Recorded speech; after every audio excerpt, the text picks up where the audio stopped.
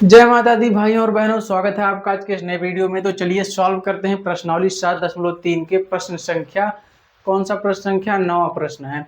तो इसका हल ज्ञात करने के लिए हम लोगों को क्या करना है, सॉल्यूशन। अब यहाँ पे देख पा रहे होंगे क्या दिया है, cos x अपॉन में 1 प्लस cos x का हमको समाकलन करना है, इंटीग्रेशन करना है। तो चलिए इंटीग्रेशन करते हैं। I बराबर में cos x अपॉन में 1 plus cos x into D x, इतना हो गया। अब क्या करेंगे, अब कॉस एक्स ऊपर दिया गया है। अब हम लोगों को एक चीज करना है कि अंश में, अंश ऊपर वाले में, अंश में एक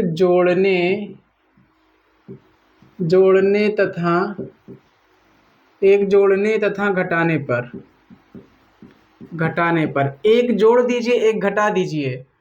तो जब एक जोड़ेंगे अंश में, यहाँ क्या करना है, एक जोड़ेंगे 1 प्लस कॉस एक्स और एक घटा दीजिए, मतलब यहाँ पे एक जोड़ दिया और एक घटा दिया। अब नीचे वाला जैसे है वैसे लिख दीजिए, 1 प्लस कॉस एक्स जैसे है वैसे लिख दिया गया ना।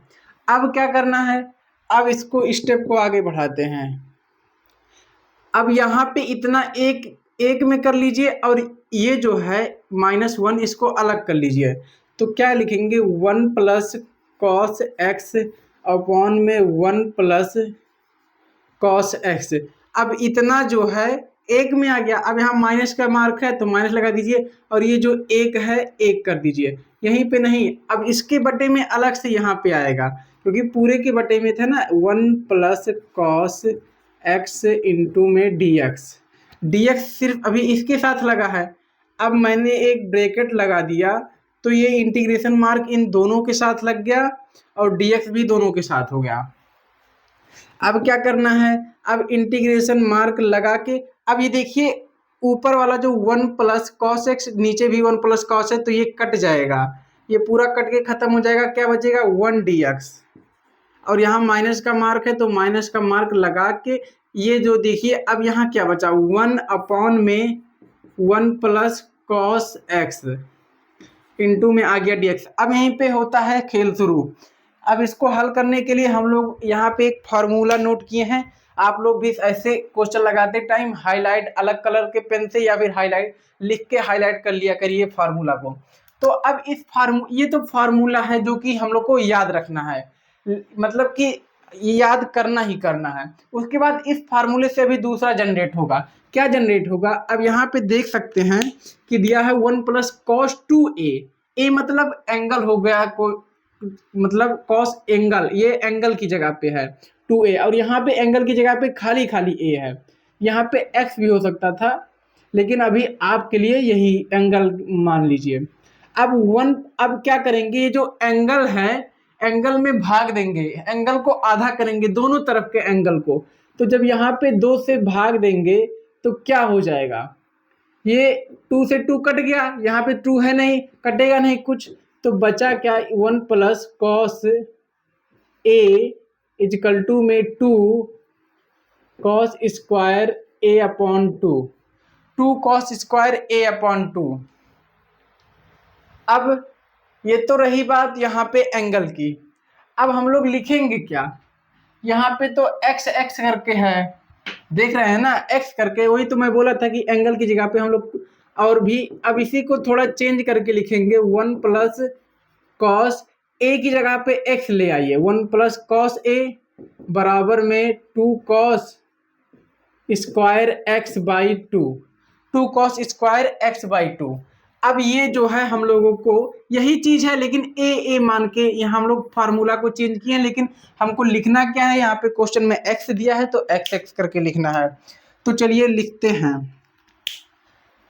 यहाँ पे। अब देखिए 1 dx का इंटीग्रेशन चाहे सोचे तो अभी ही कर दें, अभी नहीं करेंगे, 1 dx माइनस में।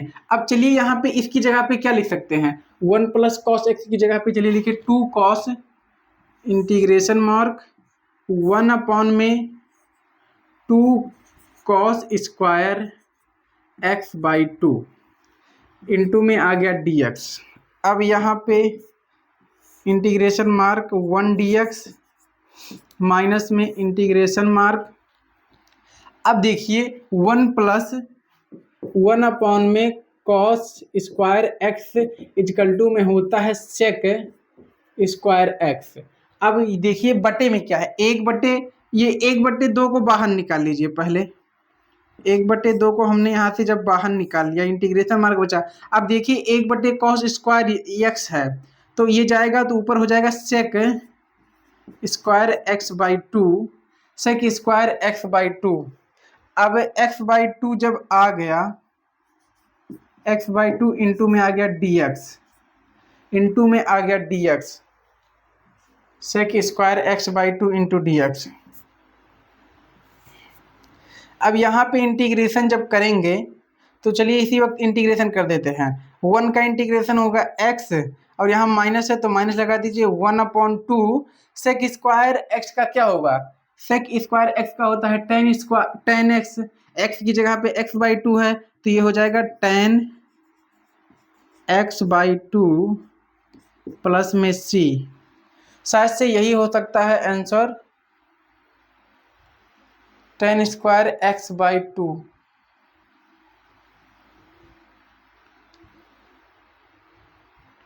और एक गड़बड़ी यहाँ पे हुई है हमसे, tan स्क्वायर एक्स बाई 2, हाँ x बाई 2 का बटे में डिफ्रेंसिएशन होता है। तो जब x बाई 2 का बटे में डिफ्रेंसिएशन होगा तो यहाँ पे बटे में इंटीग्रेशन होते करते टाइम, चलिए यहाँ लिख देते हैं, क्या करेंगे इधर लाते हैं। अब इसका एक का जब हुआ इंटीग्रेशन तो क्या हुआ, ये हो गया x माइनस में 1/2 बाहर था ही, इंटीग्रेशन हुआ तो क्या हो गया tan x बाई 2 बटे में किसका डिफ्रेंसिएशन होगा, d/dx x अपॉन 2 का, x अपॉन 2 का डिफ्रेंसिएशन होता है बटे में। तो जब बटे में उसका डिफ्रेंसिएशन होगा है, मैं मतलब लोग तो मन में ही कर लेते हैं, पता रहता है, लेकिन आप लोगों के लिए मैं कर रहा हूँ।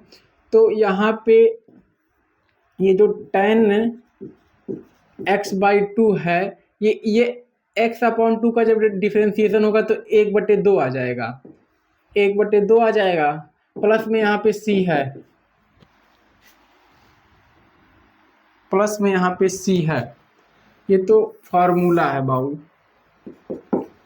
x upon x minus. अब ये देखिए ये 2 जो है 2 से कैंसिल हो जाएगा, क्योंकि ऊपर जाएगा तो कैंसिल हो जाएगा।